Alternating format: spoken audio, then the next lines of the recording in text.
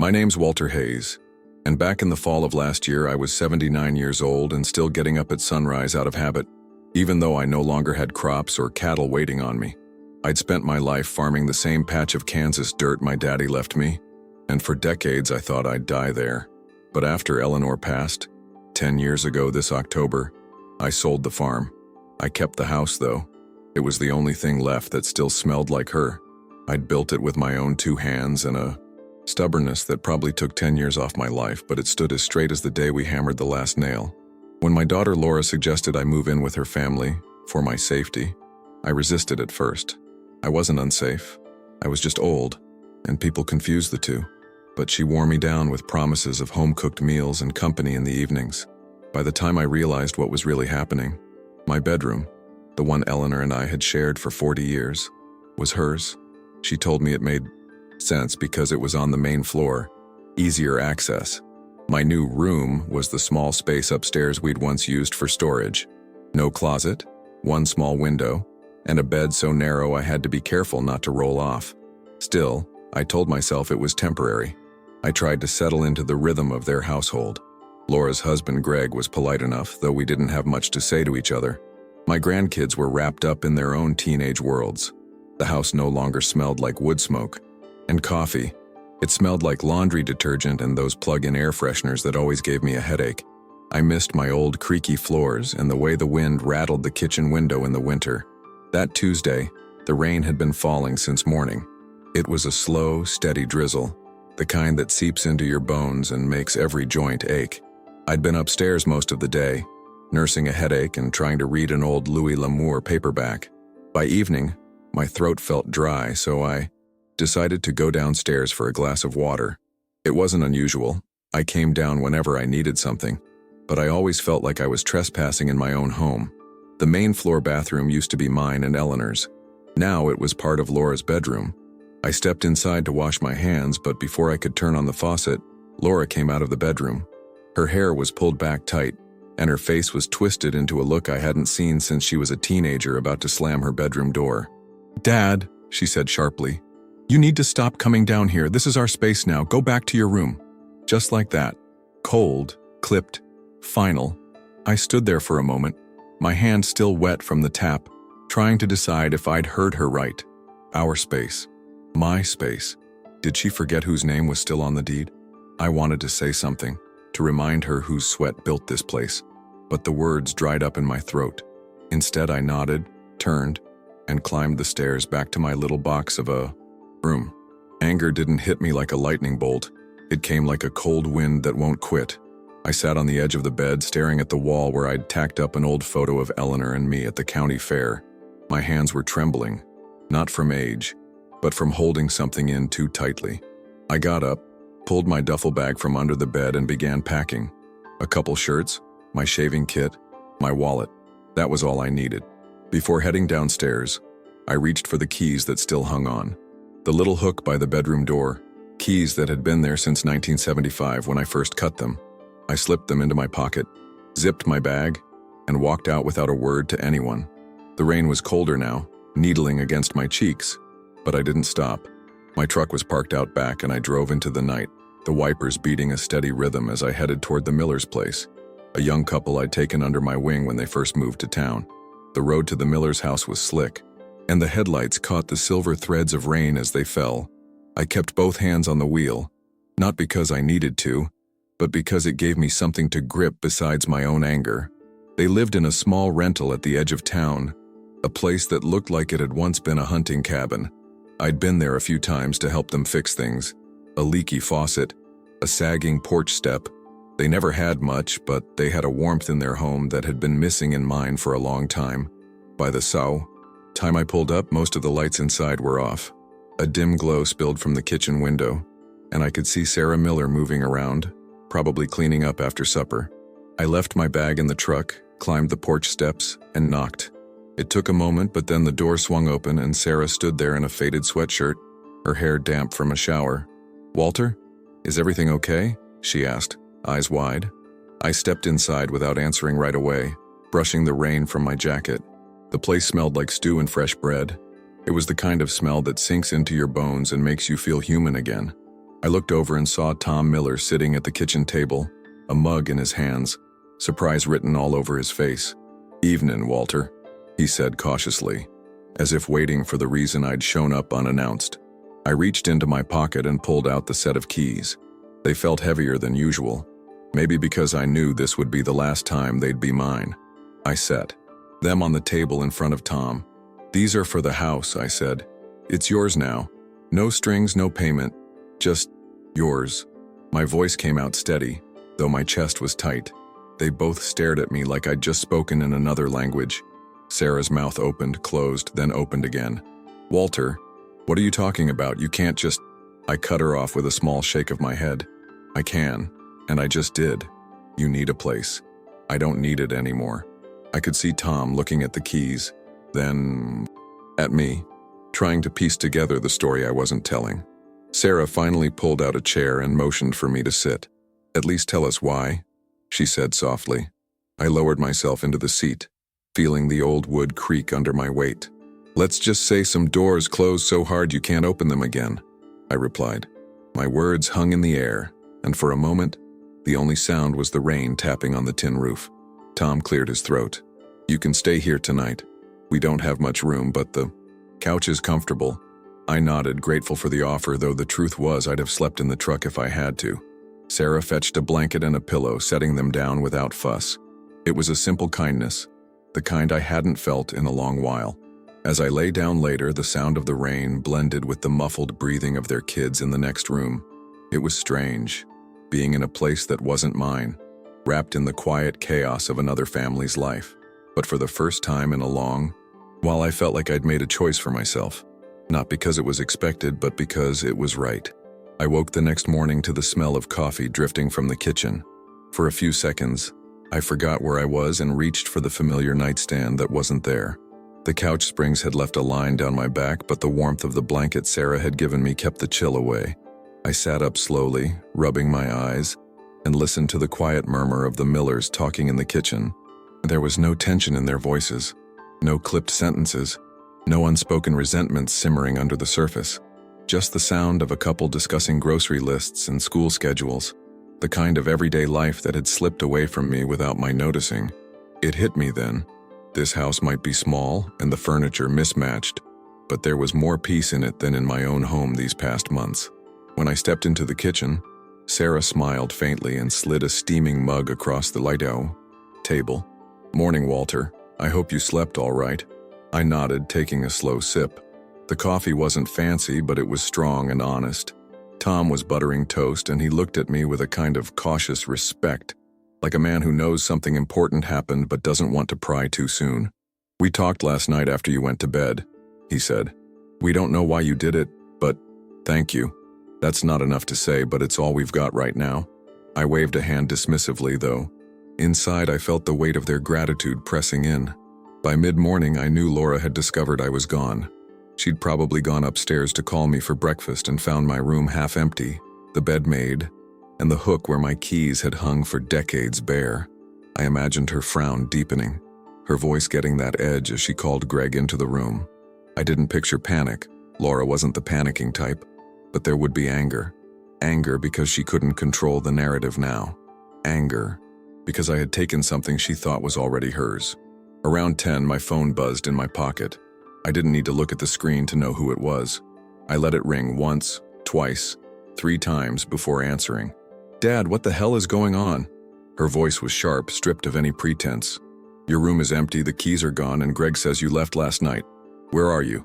I took a slow breath, staring out the kitchen window at the Miller's yard, where 2 little bikes leaned against the fence. "I'm fine, Laura. I'm with friends." I kept my tone even, almost casual. She didn't miss a beat. "Friends? You can't just walk out in the middle of the night like that, and you definitely can't take the keys. This is still your house for now." That last part caught my ear, the "for now" slipping out like she hadn't meant to say it. My jaw tightened, but I kept my voice steady. "No, Laura, it's not my house anymore." I gave it away. There was silence on the other end. Pure, heavy silence, before she finally managed, "You what?" I repeated it, slower this time so she couldn't pretend she'd misheard. The sound she made wasn't quite a laugh and wasn't quite a gasp. It was something in between. The sound of a person losing grip on the version of events they'd built for themselves. "Dad, that's insane. You can't just give a house away like it's an old coat you don't want anymore." I looked down at my coffee, swirling the dark liquid slowly. "I can if it means more to someone else than it does to me now."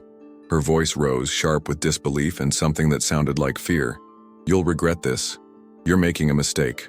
I thought about telling her the mistake had been moving in with her in the first place, about how every day since had chipped away at my dignity like slow erosion. Instead, I said, "Maybe I will, but it'll be mine to regret." I ended the call before she could respond, the click in my ear final and oddly satisfying. Tom, who'd been pretending not to listen, glanced up from the table. "That your daughter?" I nodded and he just said, "Sounds like she's not happy." It was an understatement, but I didn't feel like unpacking it right then. The rest of the morning passed in a quiet sort of normalcy. Sarah went to work, Tom left to run errands, and I stayed behind with the kids, reading to them from an old book I'd once read to Laura when she was their age. Their laughter was genuine, unclouded by anything but the story in front of them.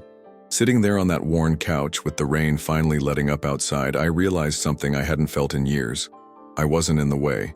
I wasn't a burden to tiptoe around.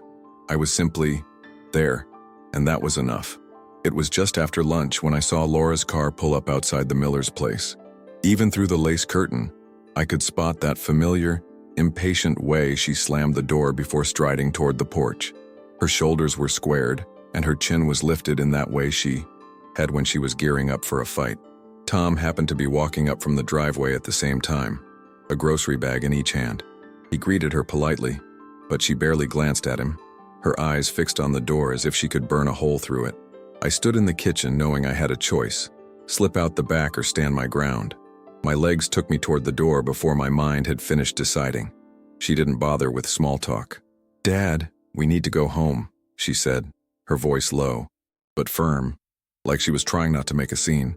"This isn't your place and you can't just hand over a property like that. Do you have any idea what kind of legal mess this could cause?" I noticed she used the word property, not home. That small choice of words said more than anything else she'd said in weeks. I leaned against the doorframe, feeling the wood press into my shoulder, and replied, "Laura, I'm exactly where I need to be. And as for the legal mess, you don't need to worry. The deed is already signed over." For a second, I thought she might actually topple backward. "You've got to be kidding me. What? How could you do something so reckless without even talking to me?" Her voice had gone up half an octave, the way it did when she was cornered. Behind her, I saw Sarah emerge from the kitchen with a quiet but steady expression, as if ready to defend me if things got ugly. "I didn't talk to you because it's mine to give," I said evenly, "and because I'm tired of feeling like a stranger in my own house." The words landed between us like a hammer hitting stone.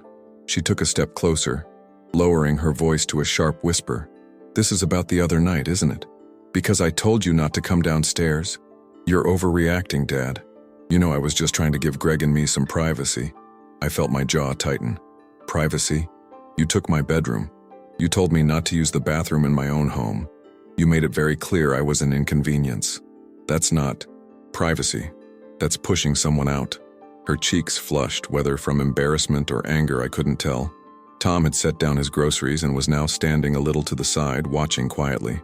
"Ma'am," he said gently, "Walter's been nothing but kind to us. We don't want trouble, but if he says this was his choice, we'll respect it." Laura shot him a look sharp enough to cut glass. "You have no idea what you're getting into," she snapped, before turning back to me. "Dad, you're making a, huge mistake. You barely know these people." I glanced at Tom and Sarah, saw the way they were both standing, not behind me, not in front of me, but right beside me, and said, "Sometimes you know enough." Her hands went to her hips, the way they did when she was trying to assert control. "Fine," she said finally. Her tone clipped. "If you want to throw away your life, go ahead. But don't expect me to clean up after you when this blows up." I didn't flinch. Wasn't planning on it.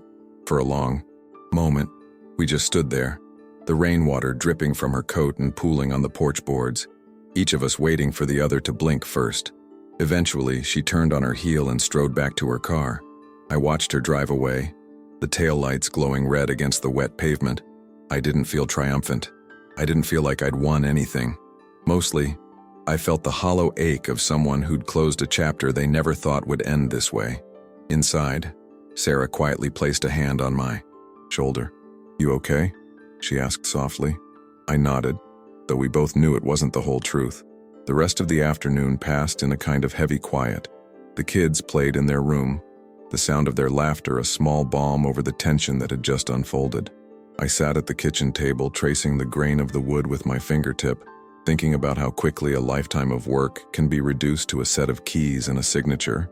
But for the first time in months, I wasn't thinking about, what I'd lost. I was starting to think about what came next. The first few days after Laura's visit were a strange mix of relief and uncertainty. I didn't have a clear plan, just the knowledge that I wasn't going back. Sarah cleared a small space in the living room closet for my jacket and boots, and Tom set aside a corner of the garage for the few tools I still carried in the truck. They didn't make a big fuss about it, but I could tell they were rearranging their routines to make room for me. At first, I tried to keep out of their way, up early, gone most of the day, back in the evenings. But Sarah caught me one morning, coffee in hand, and said, "Walter, this is your home too now. Stop acting like a guest." The words stuck with me. I hadn't thought of any place as mine in a long time. I started finding small ways to contribute, fixing the loose hinge on the kitchen cabinet, clearing the gutters after the last bout of rain, sharpening Tom's lawnmower blades. It wasn't much, but it was something. And every time I finished a task, I felt a piece of myself slotting back into place, the part that knew how to be useful without asking permission. The Millers never treated these efforts as obligations or debts. They treated them as the natural give and take of living together. That simple mutual respect was something I'd been missing more than I realized. Evenings became my favorite part of the day. Sarah would cook, Tom would set the table, and the kids would chatter about school, asking me questions about the old days. I'd tell them stories about my farm, about the county fairs Eleanor and I used to attend, about the winters when the snow piled so high we had to tunnel out to the barn. They listened like it was magic, even though it was just ordinary life to me. Their curiosity reminded me of Laura when she was small, back before time and circumstance had stretched the space between us. But every so often, the weight of what I'd done would settle on my chest.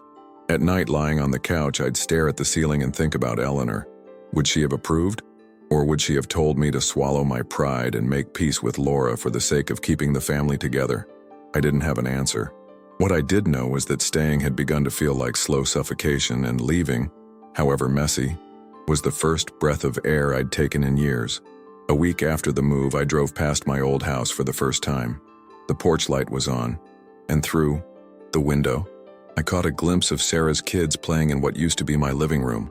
There was a worn quilt draped over the back of the couch, the one Eleanor had made our second winter in the house. Seeing it there, in use, in a home that felt alive, gave me a surprising sense of peace. It wasn't the museum of memories it had been under my roof.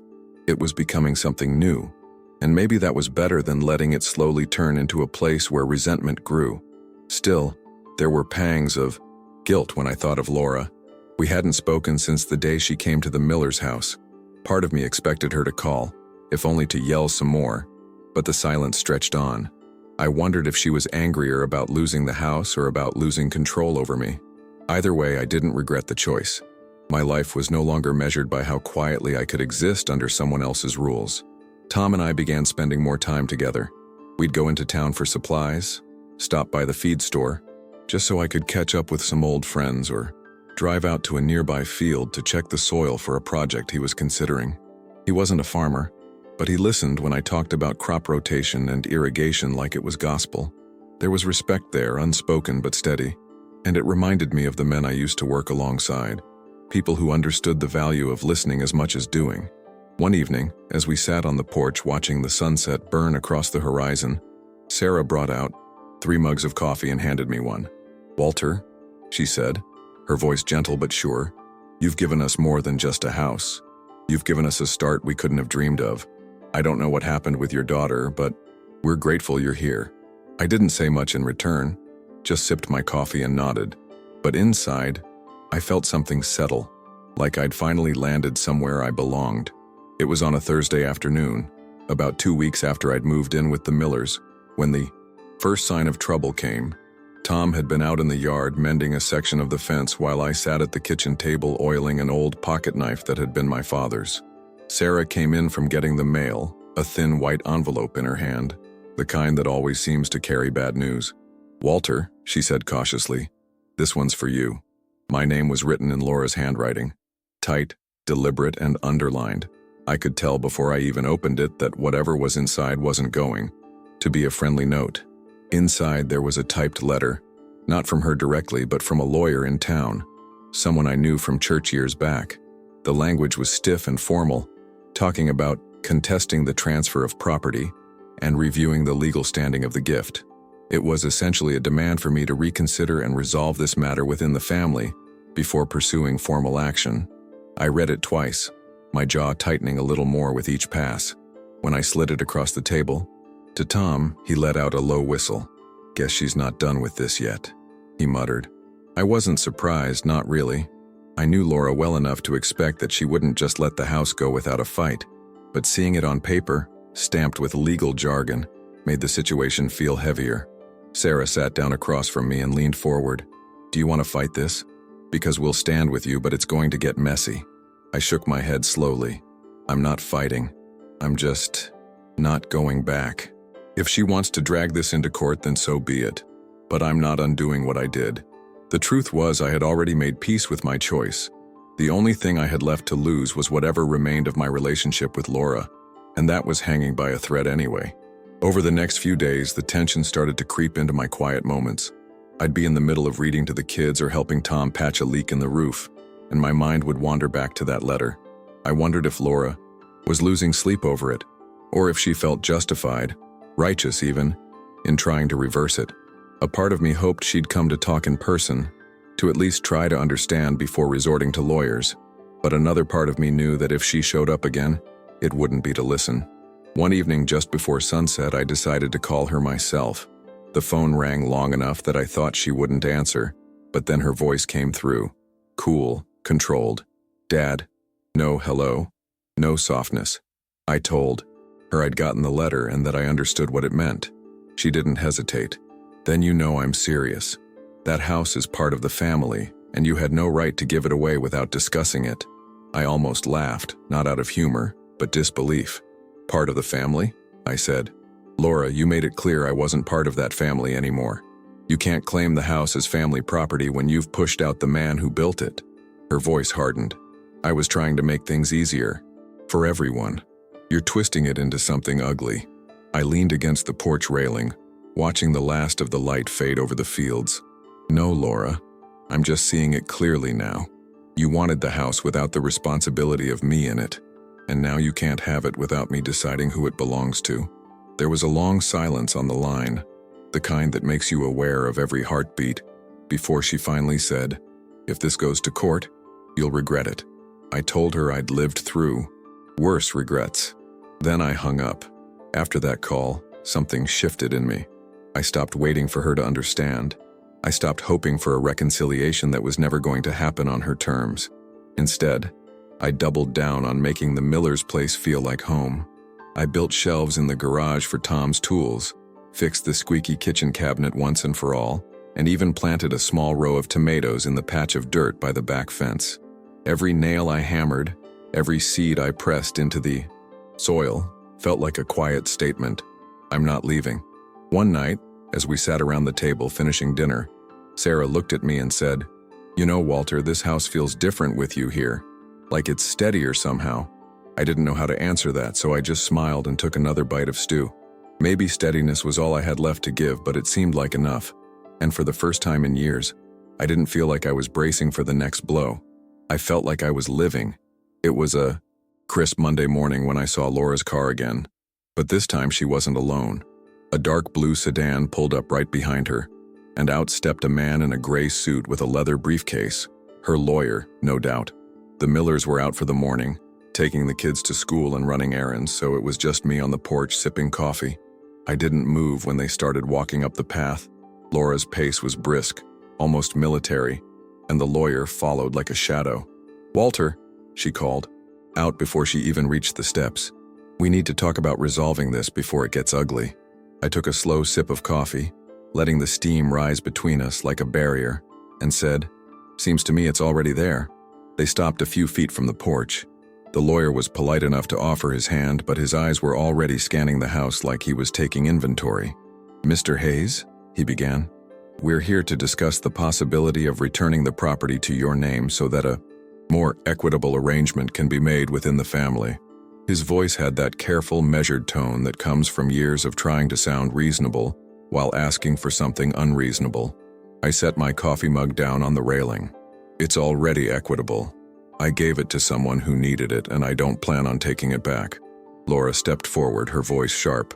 "Dad, these people are not family. You've known them for a year, maybe. They can't possibly mean more to you than your own daughter and grandchildren."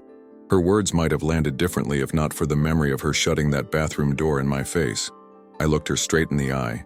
Family isn't about blood when the blood turns its back on you. They opened their door when you closed yours. The lawyer shifted uncomfortably, probably wishing this was happening in an office instead of under the open sky where the words couldn't be softened by walls. For a moment, no one said anything. A light breeze rattled the dried leaves still clinging to the maple by the fence. Finally, the lawyer cleared his throat and said, "Mr. Hayes, my client is prepared to settle this privately. That means avoiding the expense and unpleasantness of litigation, but that requires your cooperation." I leaned forward slightly on the porch railing, my voice steady. "And what if I don't?" His eyes flicked toward Laura, then back to me. "Then we'll proceed formally." I almost smiled. "Do what you have to do." Laura's face flushed with frustration. "Why are you being so stubborn? This isn't just about a house, it's about keeping something that belongs to our family for future generations." I shook my head slowly. "The house belonged to me and your mother.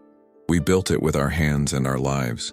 And we decided a long time ago that its value wasn't in the boards or the roof. It was in the way it was lived in. Right now, it's being lived in better than it has in years." The words came out calmer than I felt, but there was no mistaking the finality in them. The lawyer seemed to sense there was no progress to be made that morning. He gave a small nod, adjusted his tie, and started back toward the sedan. Laura lingered for a moment longer, her eyes scanning my face like she was trying to find some crack in the armor. "You're going to regret this when they let you down," she said quietly, almost as if it were a warning instead of a threat. I didn't respond. I just picked up my coffee again and watched her turn away. When their cars pulled out of the driveway, the silence they left behind was heavy but not unwelcome. I sat back down in the porch chair, feeling the weight of the exchange settle on me. It wasn't that I enjoyed defiance for its own sake. It was that for once in my life I wasn't folding just to keep the peace. Eleanor used to say that some lines, once crossed, can't be redrawn. I finally understood what she meant. By the time the Millers returned, I'd already pushed the encounter to the back of my mind. The kids came running up the steps, chattering about something they'd seen at the grocery store, and Sarah handed me a bag with a fresh loaf of bread inside. I smiled, grateful for the way their normalcy could eclipse the storm brewing just outside our walls. For the first time in a long while, I felt certain about where I stood, even if I was the only one standing there. A week later, an official-looking envelope arrived in the mail, thicker than the one before. This one wasn't from Laura directly. It was from the county courthouse. Inside were neatly stapled documents with bold headings and numbered paragraphs, all spelling out in legal language what I already knew. Laura had filed a petition to contest the transfer of the house. Reading through it was like walking through a minefield of accusations couched in polite phrasing, claims that I'd been unduly influenced, that I might not have been of sound mind when I signed the deed, that the Millers had benefited disproportionately. I read each word slowly, feeling my jaw tighten, not from fear but from the insult. After nearly 8 decades on this earth, someone, my own daughter, was trying to paint me as incapable of making my own decisions. Sarah found me at the kitchen table with the papers spread out like a bad hand of cards. She didn't ask if it was from Laura. She could see it written all over my face. "We'll help you fight it," she said firmly, as if there was no other option. I shook my head, leaning back in the chair. I'm not letting her drag me into a fight that's just going to bleed everyone dry, but I will defend the truth if I have to. Tom, who had been fixing a loose hinge on the screen door, joined us at the table. Then you'll need a lawyer of your own, he said simply. The idea of hiring a lawyer made my stomach turn, spending money on arguments instead of life. But I knew he was right. The next day, I drove into town to see an old acquaintance, Mark, who'd been, practicing law there for 30 years. His office smelled faintly of old books and coffee, and his desk was cluttered in a way that made me think he thrived on organized chaos. I handed him the documents, and he read through them with a practiced eye, occasionally muttering under his breath. When he finally set them down, he looked at me and said, "She's going to have a hard time proving this, Walter, but she's betting you won't have the stomach to push back." I told him I wasn't in the mood to roll over, not this time. In the days that followed, I could feel the case becoming a shadow over everything. The Millers tried not to let it change our routines, but I caught Sarah watching me with quiet concern when she thought I wasn't looking. I still helped with the chores, still told the kids my stories at night, but there was a tightness in my chest that hadn't been there before. It wasn't fear of losing the house. It was the ache of knowing my own child was willing to drag me into court, to undo a choice I'd made with full clarity. That kind of wound went deeper than any legal cut. One evening, after the kids had gone to bed, Tom poured me a small glass of whiskey, and we sat on the porch in the cool night air. "Walter," he said slowly, "I know this isn't my place, but is there any part of you that wants to just give in just to make it stop?" I took a long sip, feeling the burn in my throat. If I give in, I'm telling her she was right to treat me like I couldn't think for myself. I've lived too long and worked too hard to let anyone rewrite that part of me. Tom nodded, and we didn't say much else after that. Some truths don't need to be repeated to be understood. A few days later, Mark called to say the first hearing had been scheduled for the following month.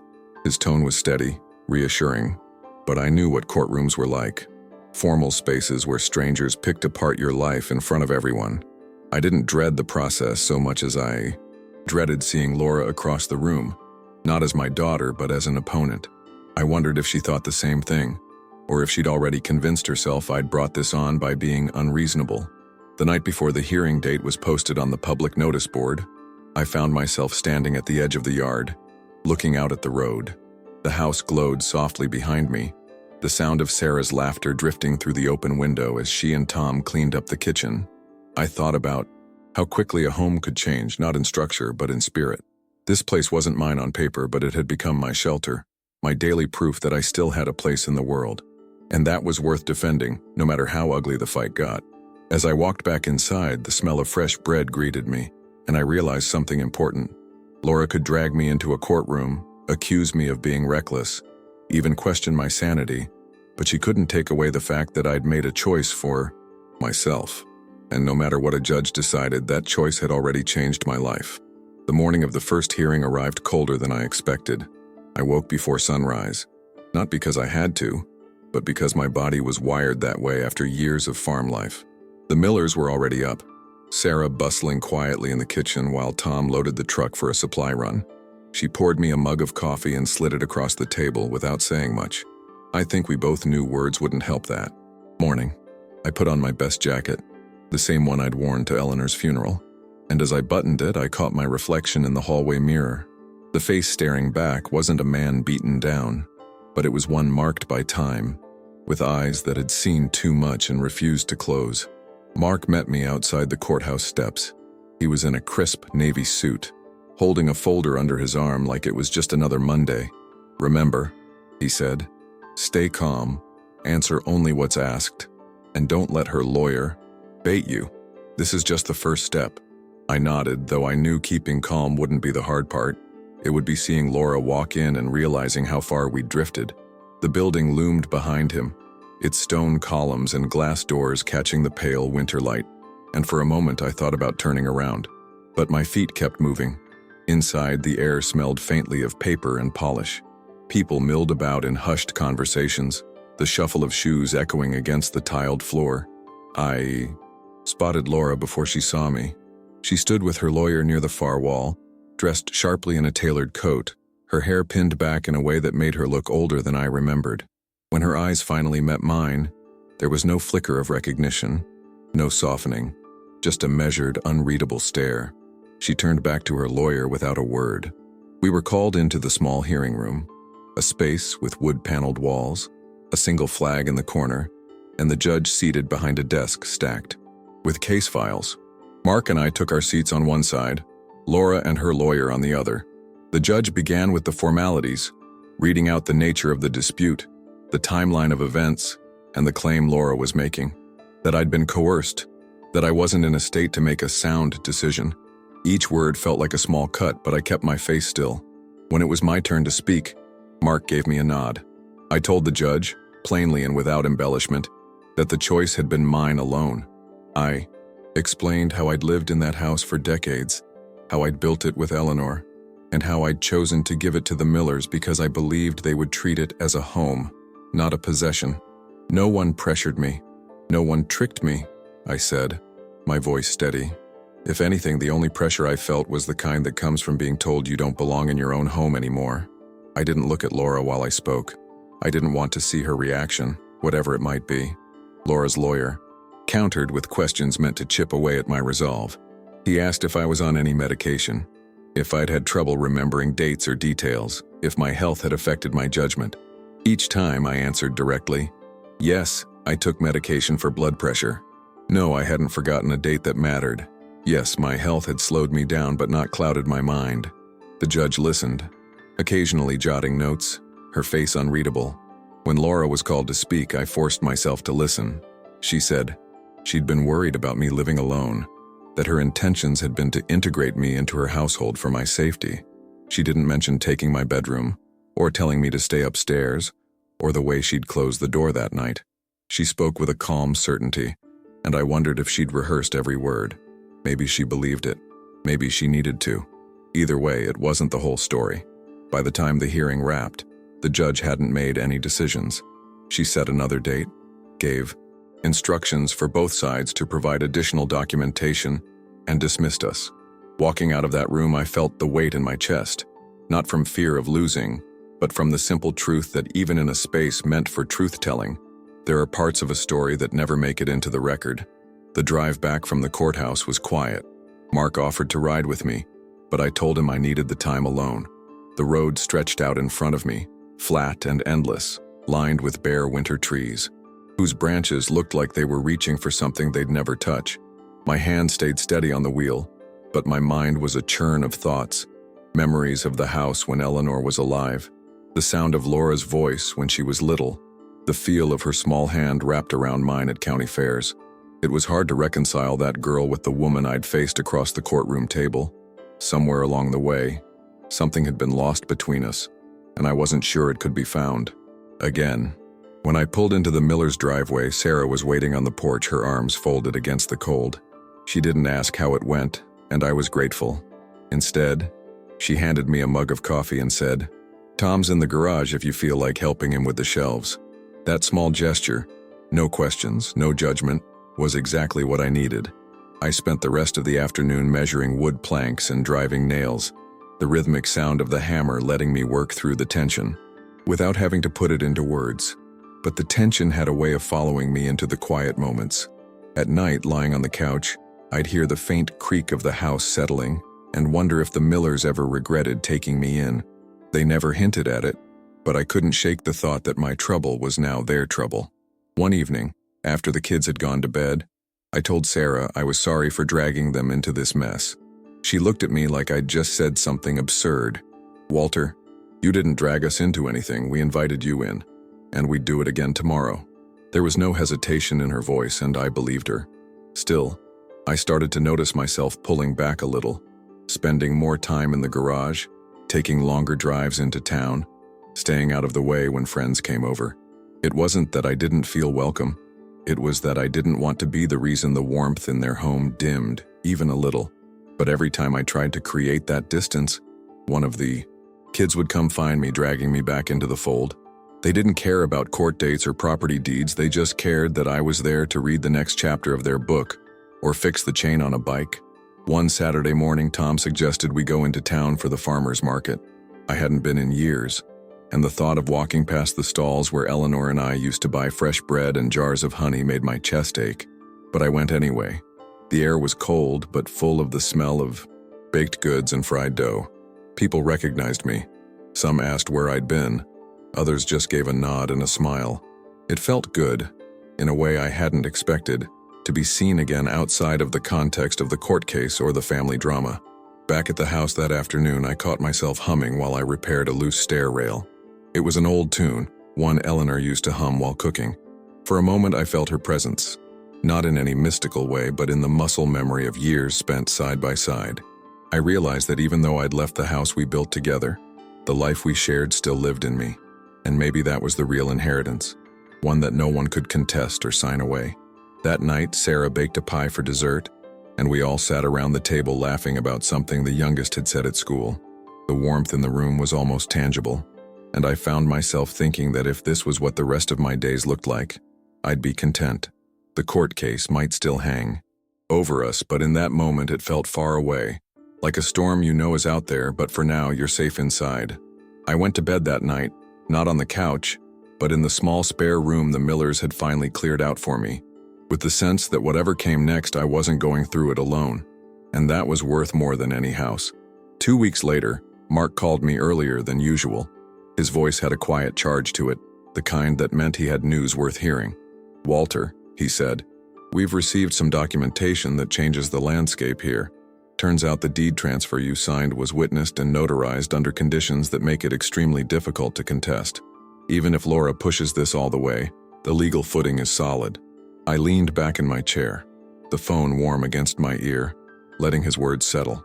It wasn't victory yet, but it was the first real shift in my favor since this started.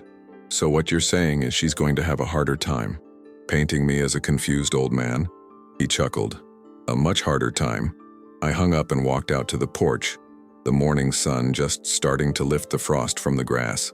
Sarah was tending to her small herb garden, brushing a light dusting of soil from her hands. When I told her what Mark had said, her smile was slow but certain. "That's good," she said. "Not just for you, but for all of us. Maybe now she'll see this isn't about taking something from her. It's about giving something to someone else." I wasn't sure Laura would ever see it that way, but I appreciated Sarah's optimism. That afternoon, I decided to take a drive past the old place again. From the road, I could see the curtains had been changed. Brighter now, floral patterns that Sarah must have picked out. The porch rail I'd built 30 years ago had been sanded and repainted, looking sturdier than it had in a decade. For the first time, I didn't feel that pang in my chest when I looked at it. Instead, I felt a quiet kind of pride. I'd left something in good hands, and that mattered more than keeping it for myself. Still, the court date loomed, and I knew Laura wouldn't back down easily. That night, while the Millers were putting the kids to bed, I sat at the kitchen table and thought about the years between us, about the dinners we used to have as a family, the way she'd sit on my shoulders to watch the fireworks at the county fair. It was hard to line up those memories with the reality we were living in now. Part of me wanted to call her, to bridge that gap somehow, but I knew the timing was wrong. In her mind, we were still on opposite sides, and anything I said would be heard through that filter. The next morning, Tom asked if I'd like to join him for a delivery run out to a nearby farm. The drive was long, winding through open fields and stretches of woodland, and it gave me time to breathe. At one point, he glanced over and said, "Walter, I hope you know that no matter what happens in court, you've already done more for us than we could have asked for. This house, it's changed everything." I didn't respond right away. I just nodded, watching the landscape pass by, feeling a mixture of gratitude and the faint ache of knowing someone else could appreciate what my own daughter couldn't. That weekend, Mark called again with another update. Laura's lawyer had approached him about the possibility of mediation, an attempt to settle before the next hearing. "It's not a bad sign," he said, "but it could be her way of saving face if she realizes the case isn't as strong as she thought." I told him I'd think about it. Truth be told, I was torn. A part of me wanted to end it without dragging everyone through another round in court, but another part wanted the truth laid out plainly for everyone to hear. That night, I talked it over with Sarah and Tom. "If mediation means she stops trying to undo this, maybe it's worth it," Sarah said. "But only if you feel like you're not giving up." "Something important." Tom leaned back in his chair, arms crossed. "The important thing," he said, "is that you walk away knowing you stood your ground." I sat there between them, the weight of their words pressing in, realizing that whatever choice I made would say as much about me as the house ever had. By the time I went to bed, I knew what I was going to do. I didn't want a quiet, closed-door ending that left room for doubt or whispers. I wanted the record to show, clear and public, that the decision had been mine, made in full mind and with full heart. If that meant another day in court, so be it. I'd faced harder fields than this, and I'd walk into that room knowing exactly where I stood. The morning of the final hearing was bright but cold, the kind of day where the air stings your cheeks but the sunlight makes everything look sharper. I arrived at the courthouse early, Mark walking beside me with that steady gait of his, holding a folder that seemed thicker than the last time. Inside, the room had the same formal stillness as before, but this time I felt different, less like a man defending himself and more like someone finishing something he'd started. Laura was already there, standing with her lawyer, her coat draped neatly over her arm. She glanced at me once, her expression unreadable, and then looked away. I didn't take it personally. We were past the stage for personal. When the judge entered and the proceedings began, I noticed right away that Laura's lawyer had shifted his tone. There was less bite in his questions, more emphasis on family unity and rebuilding trust. It felt like an attempt to soften the ground before whatever came next. When it was my turn to speak, Mark didn't need to remind me of anything. I already knew what I wanted to say. I told the judge plainly that I had given the house to the Millers because I wanted it to remain a home, not an asset to be fought over. I described the life I'd found there, the dignity I'd regained, and the respect I'd been shown. This wasn't a decision made in confusion, I said. It was made in clarity, more clarity than I've had in years. Laura's testimony came next. She spoke about wanting to protect me, about her concerns over my health, about her belief that the Millers might be taking advantage. There were moments where her voice caught slightly, and for a second, I wondered if she truly believed every word she was saying, or if she was just clinging to a story that made her actions easier to justify. I didn't interrupt. I just listened, because at the end of the day, she was still my daughter, and I needed to hear her out even if we didn't agree. Mark countered with the notarized deed, the witnesses' statements, and even letters from neighbors who'd seen me in good health and clear mind around the time of the transfer. He laid it out methodically, not as an attack, but as a clear record. I could see the judge following closely, her pen pausing only when something, especially relevant, was said. It was strange, watching my life summarized in documents and timelines, stripped of the emotion and history that had led to this moment. After closing statements, the judge took a short recess to review everything. The room emptied a little as people stepped into the hallway, but I stayed in my seat. Laura did too, a few rows over. For a brief moment, our eyes met. There was no animosity in hers, just a kind of tired resignation. I gave a small nod, not as a victory gesture, but as a silent acknowledgement that whatever the outcome, we had reached the end of this particular road. When the judge returned, her decision was concise. The transfer of the property was valid and binding. There was no evidence of coercion or diminished capacity. The case was dismissed. She encouraged both parties to seek common ground outside of legal channels, though her tone suggested she didn't expect it to happen overnight. The gavel came down with a final, sharp sound, and, just like that, it was over. I didn't celebrate, at least not in the way people might think. Walking out of the courthouse, I felt a weight lift, but it wasn't replaced by triumph. It was replaced by space. Space to move forward, to breathe without the constant push and pull of a legal battle hanging over me. Mark shook my hand firmly. "You did well," he said. "You told the truth, and that's all you could do." Outside, the winter sun was still bright, and the air still had that sharp edge. I saw Laura standing by her car, speaking quietly with her lawyer. For a moment, I considered walking over, but then I thought better of it. There would be time for that conversation if it was meant to happen. For now, I had somewhere else to be, a home to return to, a table waiting for me, and people who had taken me in not out of obligation, but out of choice. The drive back to the Miller's place felt lighter than I expected.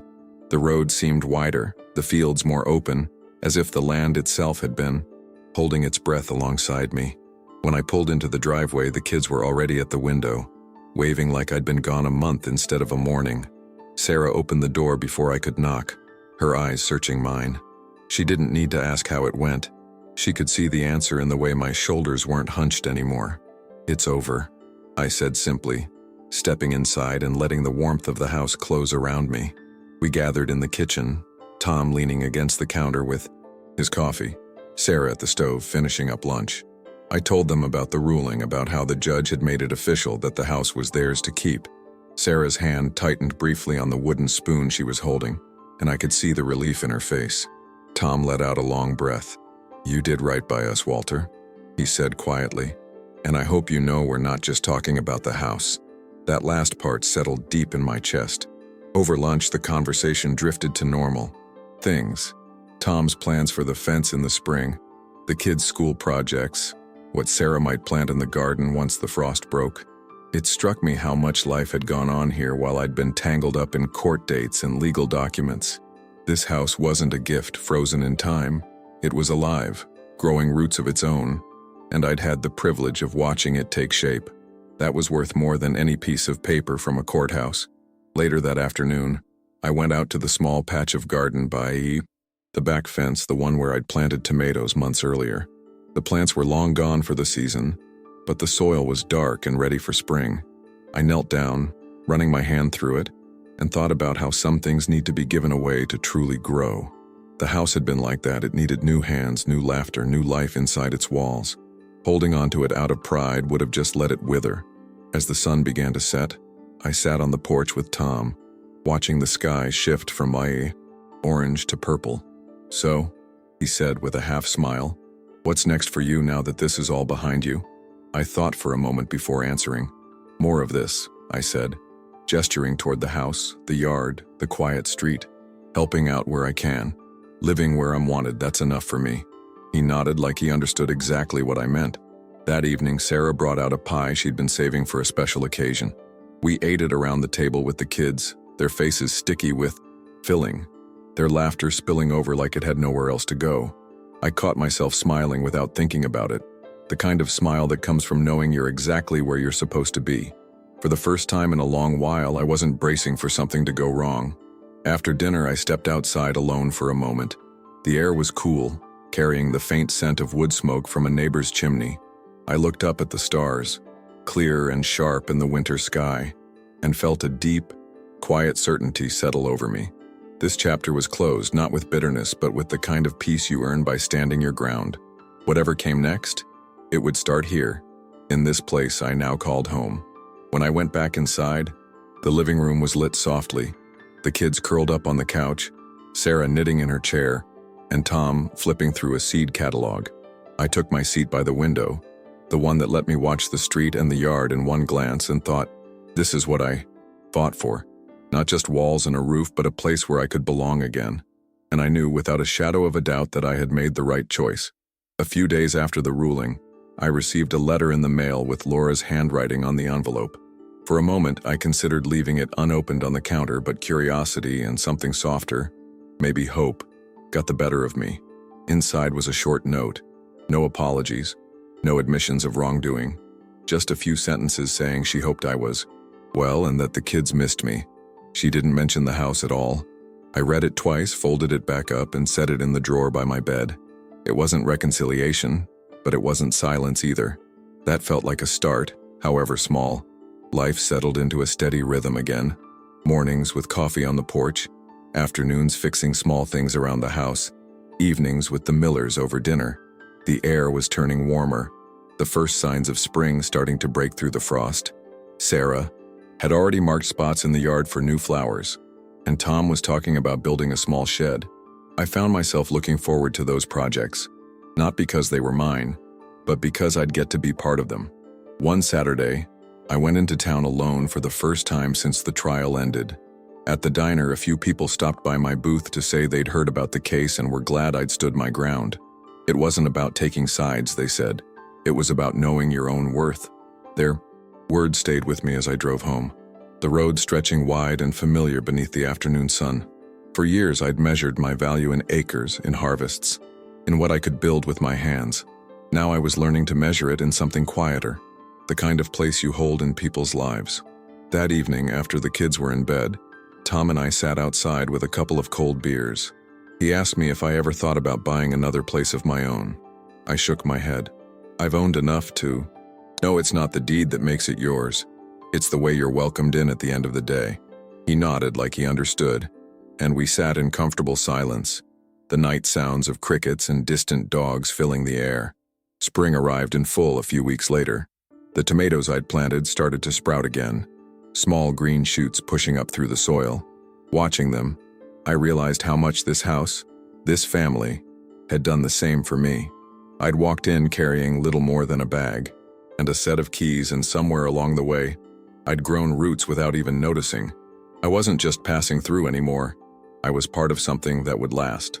One afternoon, Sarah asked if I'd like to have a small gathering to mark the end of everything. We invited a few neighbors, baked pies, grilled some meat out back. It wasn't a celebration in the loud sense. It was more like a quiet acknowledgement that life had shifted and settled into a better place. As the sun went down and the fireflies came out, I looked around at the faces lit by the glow of the porch light and felt a calm I hadn't known in years. Later that night, I found myself thinking about Eleanor. She'd always been the anchor in my life, the one who knew when to hold on and when to let go. I like to think she would have approved of what I'd done, not because it was bold or defiant, but because it was honest. I hadn't clung to something out of fear. I'd passed it on out of trust. That felt like the kind of choice she would have made too. When I went to bed, the window was open just enough to let in the soft night air. I listened to the sounds of the house, Sarah's quiet footsteps in the kitchen, Tom's low voice as he checked the locks, the faint hum of the fridge, and realized they'd become the sounds of home to me. Not the house I'd built decades ago, but the one I'd chosen, the one that had chosen me back. And with that thought, I drifted off, knowing the fight was behind me, and the life ahead was mine, to live. A few weeks later, on an unusually warm afternoon, I was out by the fence repairing a loose post when I saw a familiar car slow down on the road. Laura's. She pulled over and sat there for a few seconds before getting out, her hands tucked into the pockets of a light jacket. For a moment, neither of us moved.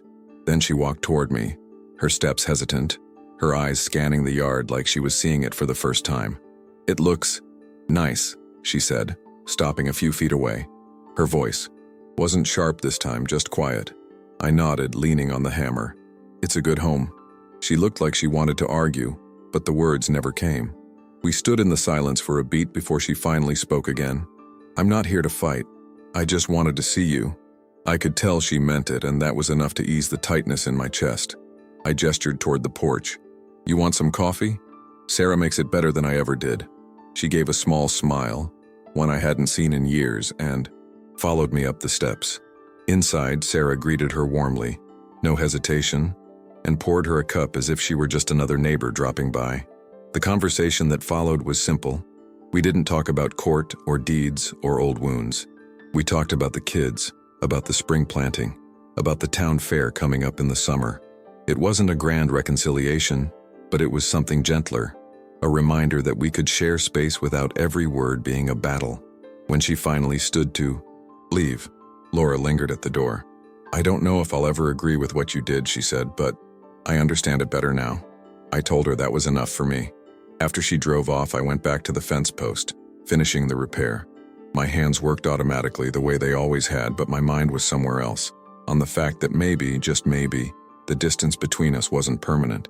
It wouldn't go back to what it was, but it didn't have to stay as broken as it had been. That was a kind of victory I hadn't expected.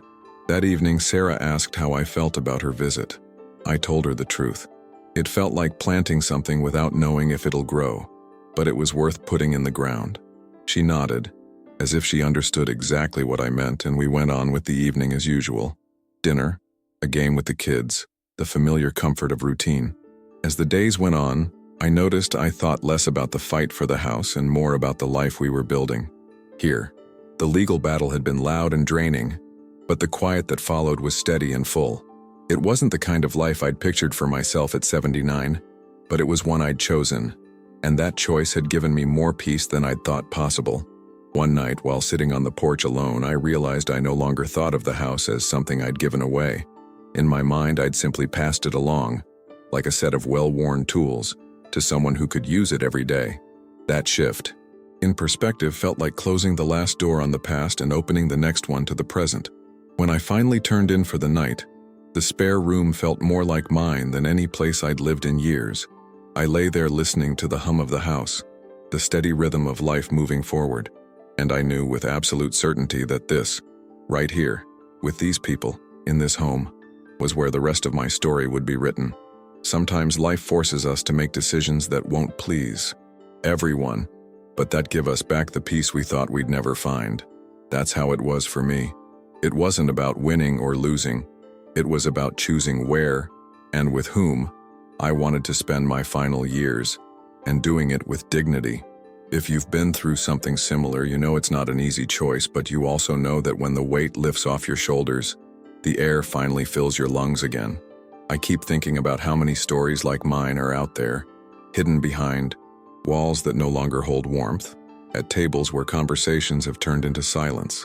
And I think that if someone had told me a story like this earlier, maybe I would have found the courage sooner. So if this story touched you in any way, tell me in the comments, not just what you thought, but what you've lived, what you've carried, and what you've decided to leave behind. If you feel someone close to you might see themselves in these words, share it. Sometimes a story arrives at just the right moment and changes the way we see things. And if you'd like to hear more true stories like this one, stay around. There's still so much to tell, and maybe among them, you'll find a piece of your own.